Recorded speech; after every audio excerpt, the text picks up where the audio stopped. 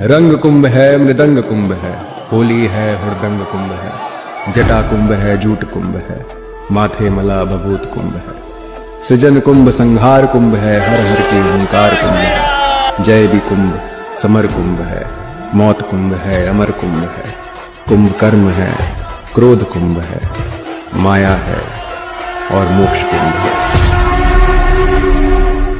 अभी जो कुंभ लग रहा है प्रयागराज में, वो अर्ध कुंभ है कि महाकुंभ? ये महाकुंभ है, और ये महाकुंभ 144 वर्ष बाद वापस महाकुंभ ये लग रहा है। 12 वर्ष बाद जो कुंभ आता वो महाकुंभ है। यह 12 कुंभ 12 बार आया और ये पूर्ण महाकुंभ बना। इस बार जो अच्छा। है योग लगन ग्रह वार तिथि सकल भय अनुकूल, आज सारी तिथि अनुकूल होने उस के योग कारण, के अनुसार, योग के कारण, योग के अनुसार के कारण यह पूर्ण महाकुंभ होने जा रहा है। इस बार का जो महाकुंभ है निश्चित है। प्रयागराज के बाद अब कहाँ कुंभ लगेगा? प्रयागराज के बाद कुंभ है नासिक, नासिक के बाद उज्जैन। अच्छा, ये रोटेशन में चलेगा? हर 3 वर्ष बाद एक जगह पर कुंभ आ जाता है। कुंभ आ क्योंकि जाता है। 12 साल बाद लगेगा, दूसरे जगह हाँ, का 12 तो साल 3, पूरा 3, 6, 3, 9, 3, 12। लेकिन गुरुजी 12 वर्ष बाद जो कुंभ लगता है वो प्रयाग में ही लगता है? नहीं, 12 वर्ष बाद जो कुंभ लगता है वो इन तीनों जगहों पर तीनों लगता जगह है। पर लगता है। लेकिन जो 6 वर्ष बाद कुंभ लगता है वो केवल प्रयाग में लगता है। ऐसा क्यों? वो अर्ध कुंभ कहते हैं उसको। वो क्यों? वो इसलिए कि अर्ध कुंभ में महाकुंभ मेला में आपका स्वागत है।